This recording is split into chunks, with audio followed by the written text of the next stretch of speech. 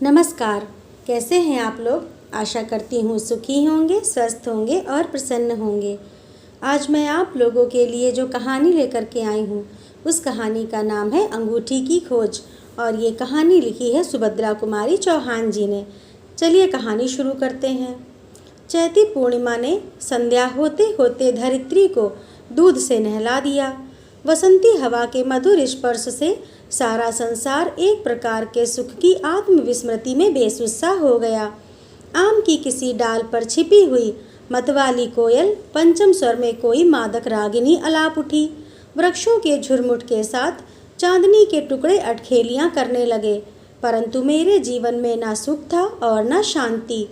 इस समय भी जबकि संसार के सभी प्राणी आनंद विभोर हो रहे थे, मैं कंपनी बाग में एक कोने में हरी हरी धूप पर पड़ा हुआ अपने जीवन की विषमताओं पर विचार कर रहा था। पेड़ की पत्तियों से छन छन कर नन्हे नन्हे चांदनी के टुकड़े जैसे मुझे बरबस छेड़ से रहे थे। मैंने आंखें बंद कर ली, फिर भी मैं किसी प्रकार का शांति लाभ ना कर सका। आज मैं बहुत दुखी था। वैसे बात थी तो बहुत छोटी सी, किंतु पके हुए घाव पर एक मामूली से तिनके का छू जाना ही बहुत है। छोटी सी बात पर ही मेरे हृदय में जैसी भीषण हलचल मची हुई थी, उसे मेरे सिवा कौन जान सकता था। इसी समय कुछ युवतियां मेरे पास से निकलीं। उनके पैरों के लच्छे और स्लीपरों की ध्वनि मैंने साफ साफ सुनी। वे लोग आपस में हंसती, खिलखिलाती और बातें करती हुई चली जा रही थीं। ऐसा लगता था जैसे सांसारिक चिंताओं को इनके पास पहुंचने का साहस ही नहीं होता है, परंतु मुझे उनसे क्या प्रयोजन। मैंने तो उनकी ओर आंख उठाकर देखा भी नहीं, देखकर करता भी क्या। व्यर्थ ही हृदय में एक प्रकार की टीस उठती, वेदना और बढ़ जाती। मेरे लिए तो कदाचित विधाता ने अपने ही हाथों से एक निरक्षरा और बेढंगी प्रतिमा का निर्माण किया था, जो इच्छा न होने पर भी बरबस मेरे जीवन के साथ बांध दी गई थी, जिसके सहवास से मेरा सुखी जीवन, मेरा आशावादी हृदय, कल्पना के पंखों द्वारा ऊंची से ऊंची उड़ान भरने वाला मेरा मन सभी दुख तथा घोर निराशा से ना जाने कितनी भीषण वेदना का अनुभव कर रहे थे। जिस दिन मैंने पहले यशोदा को देखा, मैं कह नहीं सकता कि मेरी मानसिक स्थिति कितनी भयंकर थी। वह रात मिलन की पहली रात सुहाग रात थी और मैं घर से भागकर इसी स्थान पर इससे भी अधिक उद्विग्न और व्याकुल अवस्था में छटपटा रहा था। जीवन में मुझे उससे भी अधिक आत्मग्लानि और व्याकुलता का सामना करना था। कदाचित इसीलिए ना जाने किस प्रकार कुछ अभिन्न हृदय मित्रों को मेरी मानसिक स्थिति का पता लग गया। वे मेरे अभिन्न हृदय मित्र थे। वे जानते थे कि इस पीड़ा से मुक्ति पाने के लिए कड़ी से कड़ी विपत्तियों को भी झेल सकता हूँ। इसीलिए वे मुझे खोजते हुए आए और मेरे साथ ही उन्होंने वहीं पर रात बिताई। इसके बाद क्रमशः मेरी अवस्था कुछ संभली और बहुत कुछ तो मित्रों के आग्रह से और कुछ किसी प्रकार जीवन के दिन काट देने के लिए मैंने यशोदा को शिक्षित बनाना चाहा, किंतु परिणाम कुछ न हुआ। का से कबूतर और खा से खरगोश, इसके आगे यशोदा ना पढ़ सकी। उसे पढ़ने लिखने की तरफ जैसे रुचि ही ना थी। पढ़ने के लिए जब मैं उससे प्रेम में अनुरोध करता तो वह प्रायः यही कह के टाल दिया करती, अब मुझे पढ़ लिख के क्या करना है, नौकरी करवाओगे। अपने प्रश्नों के उत्तर में इस प्रकार की बातें सुनकर मुझे कितनी मार्मिक पीड़ा होती थी। मेरा हृदय कितना विचलित हो उठता था। यशोदा ना तो समझती थी और ना उसने कभी समझने का प्रयत्न ही किया। परिणाम यह हुआ कि मुझे घर से बिल्कुल विरक्ति हो गई। कोई भी आकर्षण शेष न रह जाने के कारण मैं घर बहुत कम जाने लगा। महीने में एक आध बार ही मैं घर पर भोजन करता। यदि भोजन के समय किसी मित्र के घर होता तो उसके आग्रह से वहीं, अन्यथा किसी होटल में मेरा प्रतिदिन का भोजन होता। प्रायः बहुत से दिन तो चाय के एक दो प्यालों पर ही बीत जाया करते। तात्पर्य यह कि मेरा स्नान, भोजन, सोना, जागना सभी कुछ अनियमित था। नियमित रहता भी कैसे? मैं अपनी इस उठती जवानी में ही बुढ़ापे का अनुभव कर रहा था। जीवन मुझे भार सा प्रतीत होता। ना किसी प्रकार की इच्छा शेष थी, ना आकांक्षा, ना उत्साह था और ना उमंग। जीवन को किसी प्रकार ढकेले लिए जाता था।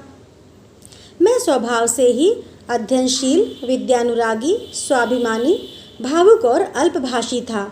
मैं अपने कुछ इने गिने मित्रों को छोड़कर अन्य लोगों से बहुत कम मिलता जुलता था। प्रायः अपना अधिकांश समय अध्ययन में ही बिताया करता था। मेरी लाइब्रेरी में संसार के प्रायः सभी विद्वान लेखकों की कृतियाँ अलमारियों में सजी थीं। उन्हें मैं अनेक बार पढ़कर भी फिर से पढ़ने का इच्छुक था। प्रायः लाइब्रेरी में जब मैं पुस्तकों का अध्ययन करता होता और उनमें किसी सुशिक्षिता महिला के विषय में कोई प्रसंग आ जाता, तो कल्पना के उच्चतम शिखर से ही मैं अपनी जीवन संगिनी का दर्शन करता और वहाँ से मैं देखता कि मेरी प्रेयसी पढ़ने में, लिखने में, सामाजिक और सांसारिक प्रत्येक कार्यों में मेरी वैसी ही सहायक है जैसे पुस्तक लेखक की स्त्री, जिसका दर्शन मैं अभी पुस्तक के पृष्ठों में कर चुका हूँ। यही कारण था कि विवाह के बाद मुझे इतनी अधिक निराशा हुई। मैं कल्पना के जिस शिखर पर विचरण कर रहा था, वहाँ से एकदम नीचे गिर पड़ा।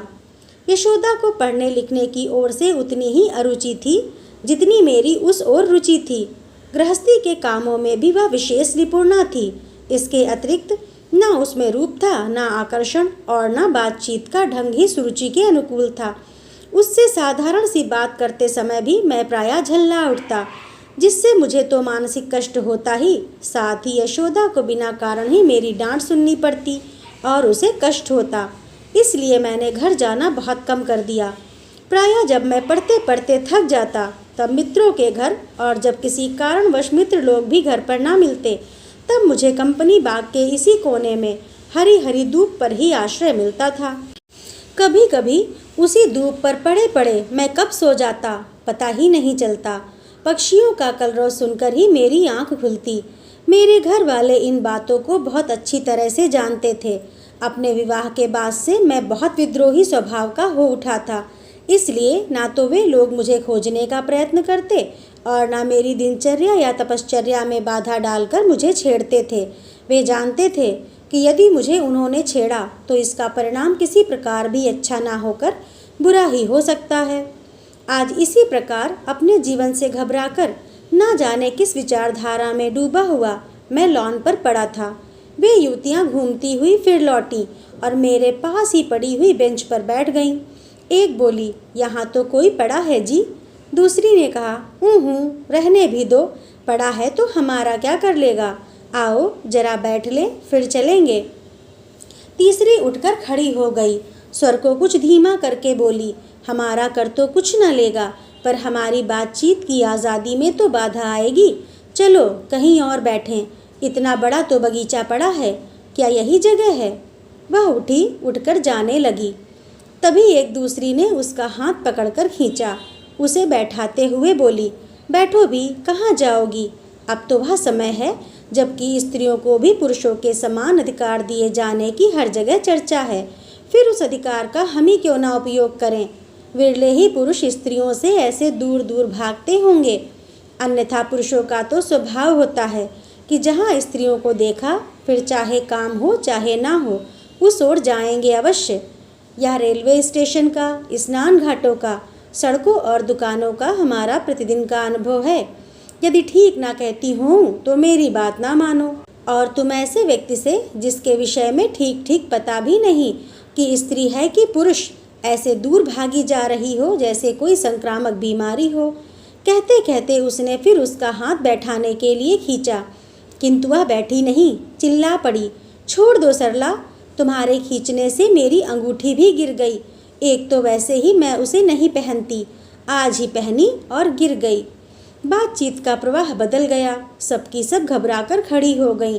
यहाँ वहाँ जहाँ गिरी थी उससे भी बहुत दूर तक अंगूठी की खोज होने लगी। वे करीब 10 मिनट तक उठकर, बैठकर, झुककर अंगूठी खोजती रहीं, पर वह ना मिली। उनमें से एक तो मेरे बहुत पास तक आ गई। मैं घबराकर उठ बैठा। आशंका हुई कि कहीं अंगूठी का चोर मैं ही ना समझा जाऊं। जी चाहा कि मैं भी उनकी अंगूठी ढूंढने लगूं, पर उनकी अंगूठी बिना उनकी अनुमति के कैसे ढूंढता। मैं जानता था कि उनकी अंगूठी खोई है, फिर भी बातचीत का सिलसिला जारी करने के लिए उनके समीप पहुंचकर कुछ संकोच के साथ मैंने पूछा, आप लोग क्या ढूंढ रही हैं। क्या मैं आपकी कुछ सहायता कर सकता हूँ? अंगूठी की मालकिन बोल उठी, मेरी अंगूठी गिर गई है, बड़ी कीमती अंगूठी है। इसके बाद मैं कुछ ना बोला। उन लोगों के साथ उनकी अंगूठी मैं भी ढूंढने लगा, परंतु करीब आधे घंटे तक ढूंढने पर भी जब अंगूठी नहीं मिली तो वे सब हताश हो गईं। मुझे उनकी दशा पर बड़ी दया सी आई। मैंने अंगूठी की स्वामिनी से कहा, यदि आप मुझ पर विश्वास कर सकती हो तो आप निश्चिंत होकर अपने घर जाइए। अब रात बहुत हो चुकी है, कोई आदमी यहाँ आएगा नहीं और मैं रात भर यहीं रहूँगा। सवेरे उठकर आपकी अंगूठी ढूंढकर आपको दे जाऊँगा। बस आप मुझे अपना पता भर बतला दें। पहले तो वह कुछ झिझकी, सिर से पैर तक उसने एक बार मुझे देखा, फिर ना जाने क्या सोचकर बोली, मेरा नाम वृजांगना है, मैं पंडित। पास की दूसरी युवती ने उसके अधूरे वाक्य को पूरा किया, पंडित नवल किशोर की स्त्री हैं। वृजांगना फिर बोल उठी, मेरा मकान नंबर 155 सिविल लाइन में है। वृजांगना नाम सुनते ही मैं चौंक सा पड़ा। वृजांगना? क्या वही वृजांगना है जिसके विषय में मैं बहुत कुछ सुन चुका हूँ? वही चरित्र भ्रष्ट वृजांगना है? ईश्वर, मैं सिहर उठा। मैं तो उसे देखना भी ना चाहता था, किंतु अब क्या करता। उसकी अंगूठी ढूंढ देने का वचन दे चुका था और वचन देने के बाद पीछे हटना मैंने सीखा ही ना था। अब मुक्ति का कोई साधन ना देखकर मैं चुप ही रहा। पास ही खड़ी हुई दूसरी युवती ने प्रश्न किया, आप रात भर यहीं रहेंगे, घर ना जाएंगे? मेरे मुंह से अचानक निकल गया, घर? मेरा घर कहाँ है, कहाँ जाऊँ? यह बात ना जाने किस धुन में मैं कह तो गया, किंतु कहने के साथ ही मुझे अफसोस भी हुआ। आखिर यह बात इनसे मैंने क्यों कही? मैं बिना घर का हूँ या घर से बहुत विरक्त, या इन स्त्रियों के सामने प्रकट करके मैंने क्या इनसे किसी प्रकार की सहानुभूति पाने की आशा की थी? किंतु बहुत टटोलने पर भी अपने हृदय में उन स्त्रियों से किसी प्रकार की सहानुभूति प्राप्त करने की लालसा मुझे ना मिली। अचानक इसी समय कहीं से मंदाकिनी आकर बोल उठी, ओहो योगेश भैया, तुम बिना घर के कब से हो गए? अच्छी बात है, मैं जाकर भाभी से पूछूंगी कि क्या भैया को घर से निकाल दिया है।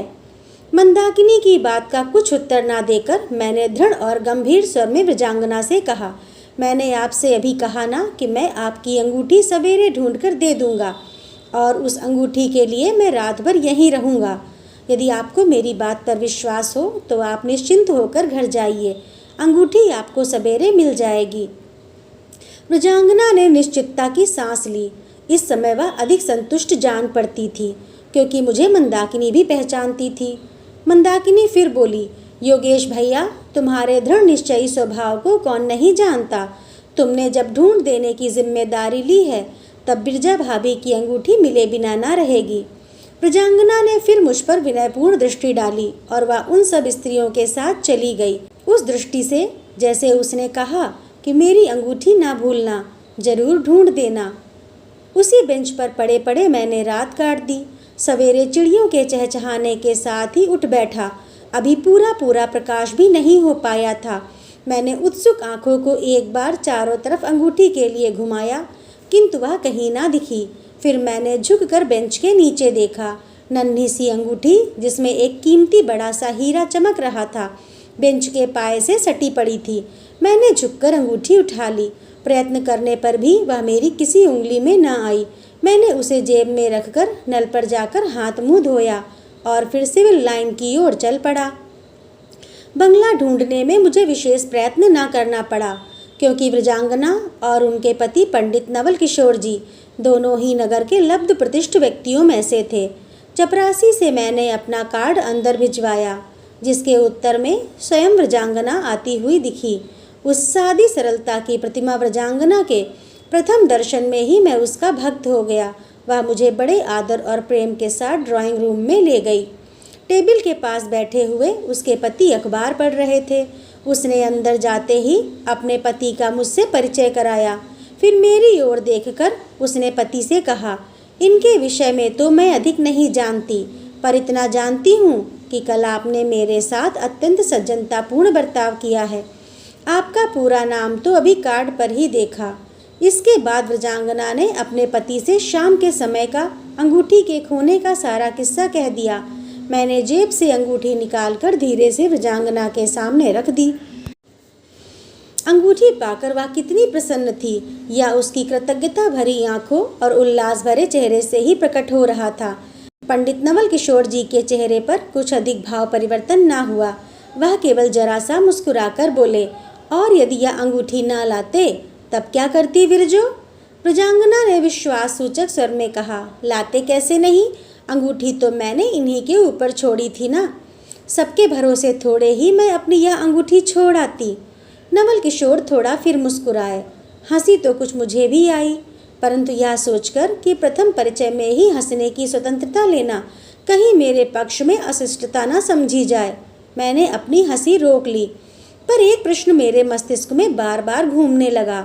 आखिर बिना परिचय के और बिना जान पहचान के वृजांगना ने मुझ में कौन सी बात देखी जो वह मुझ पर इतना विश्वास कर बैठी? चेहरे से मैं नवल किशोर को पहचानता था और वह मुझे, परंतु हमारा आपस में परिचय ना था। उस दिन इस प्रकार उस अंगूठी ने हमारा आपस में परिचय कराया।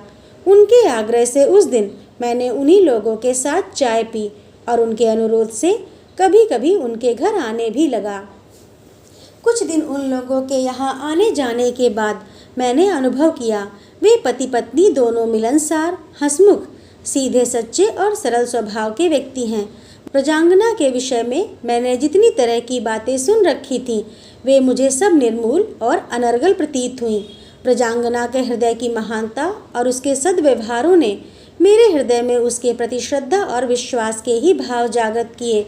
उन दोनों पति पत्नी के रहन सहन, बात व्यवहार को देखते हुए किसी प्रकार के संदेह के लिए कोई स्थान न रह जाता था। वृजांगना सीधी, भोली और उदार प्रवृत्ति की स्त्री थी। उनके इस छोटे से घर में प्रेम, विश्वास, आदर और आनंद का ही आधिपत्य था। घृणा, अपमान, ईर्ष्या और डाह का वहाँ तक प्रवेश ही न हो पाता था। वृजांगना की यह धारणा थी कि अपने घर में आया हुआ शत्रु भी अपना अतिथि हो जाता है और अतिथि का अपमान करना उसकी दृष्टि में बड़ा ही निंदनीय काम था। इसलिए अपने घर में आए हुए उन व्यक्तियों के साथ भी जिनके प्रति वृजांगना के हृदय में किसी प्रकार की श्रद्धा या आदर के भाव न होते थे, वह व्यक्ति भी बिना जलपान के कदाचित ही वापस जाते थे।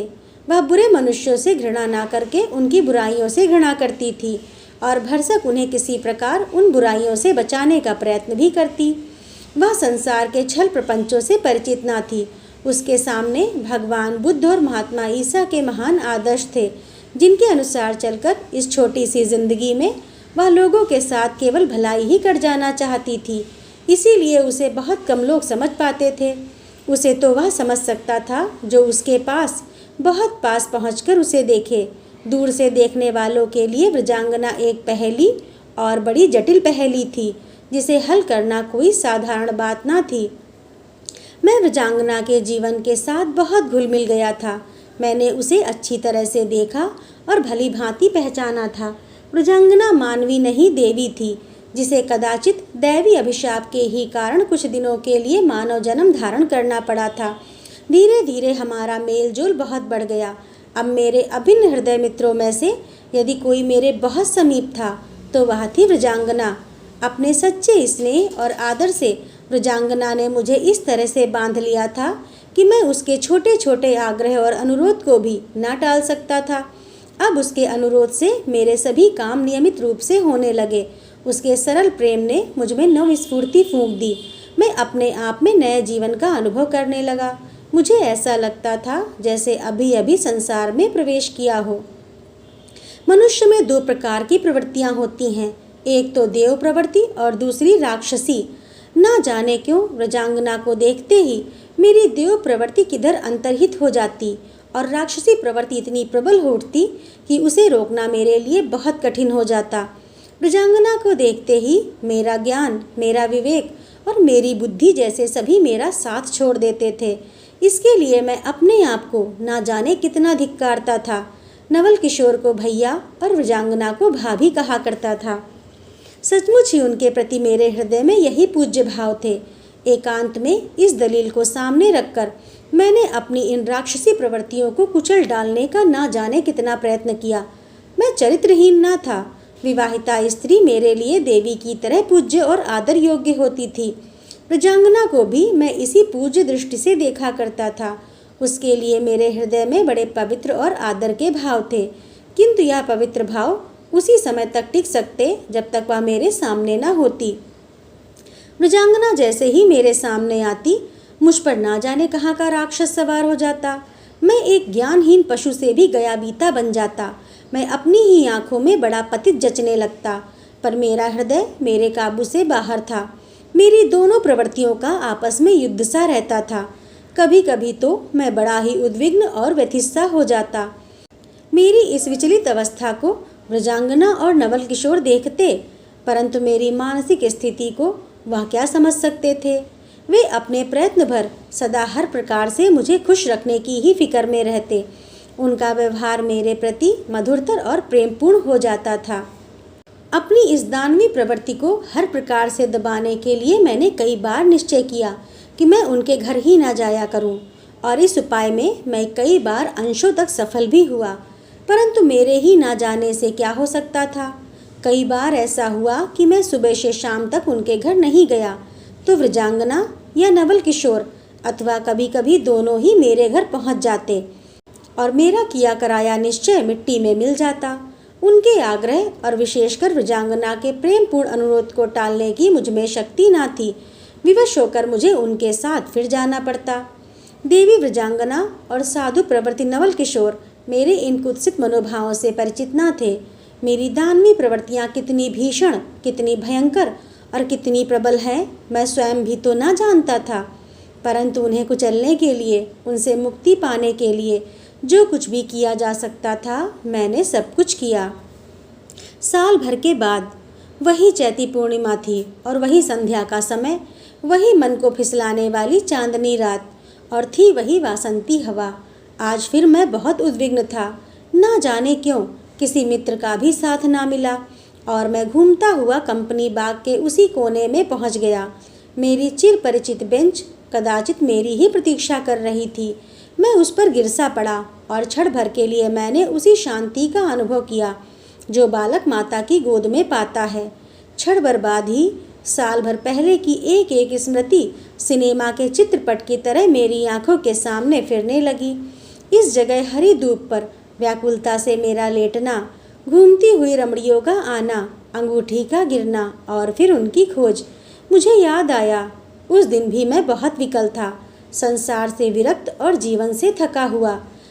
आज मैं बहुत अंशों में संसार में अनुरक्त था, परंतु शांति जीवन में आज भी ना थी। साल भर पहले की उस अशांति से आज की अशांति कहीं अधिक उद्वेगपूर्ण, भीषण और प्रलयंकारी थी। इस अशांति में मैं जला जा रहा था। मुक्ति का मार्ग ढूंढे भी ना मिल रहा था।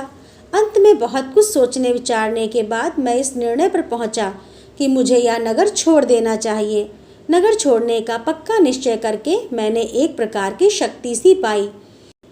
नवल किशोर बाहर गए थे।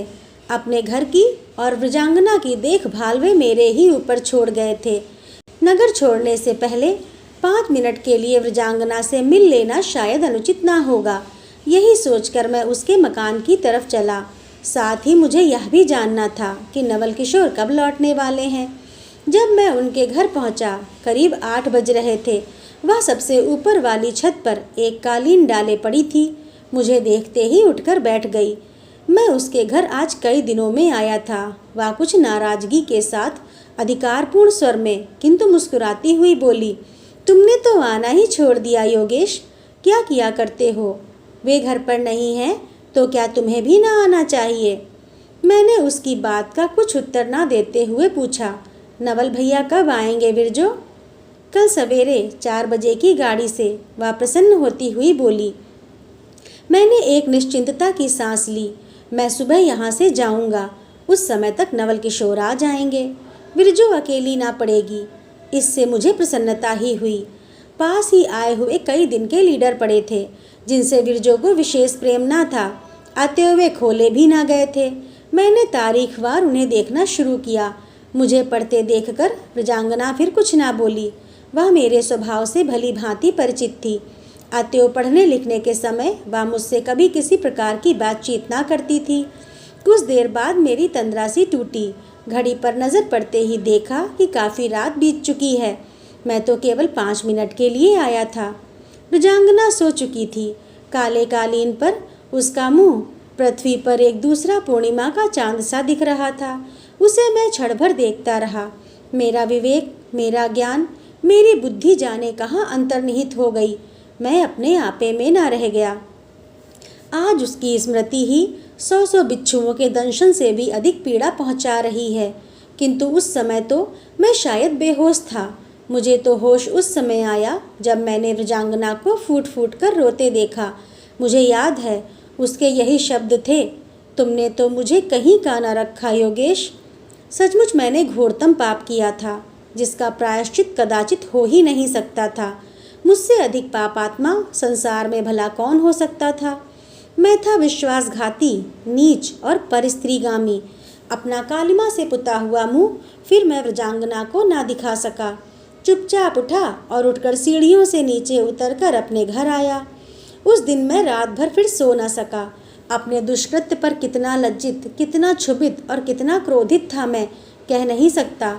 बार बार यही सोचता था कि आखिर मैं कई बार मरते मरते क्या इसी कलुषित कार्य को करने के लिए बच गया था। यदि पहले ही मर चुका होता तो यह अनर्थ होता ही क्यों। ज्यों त्यों करके रात काटी। अभी पूरा प्रकाश भी ना हो पाया था कि अपनी स्त्री से यह कह के कि मैं एक आवश्यक कार्य से कुछ दिनों के लिए बाहर जा रहा हूँ, अपना जरूरी सामान लेकर घर से निकला। कहाँ जाने के लिए कह नहीं सकता, किंतु जाना चाहता था। दूर, संसार से बहुत दूर, जहाँ से किसी भले आदमी पर मुझ पापी की छाया भी ना पड़ सके। किंतु घर से निकलकर अभी 10 कदम भी ना चल पाया था कि नवल किशोर का नौकर शीघ्रता से आता हुआ दिखा। किसी अज्ञात आशंका से मैं काँप सा उठा, किंतु फिर भी मैंने जैसे उसे देखा ही ना हो, इस भाव से तेजी से कदम बढ़ाए।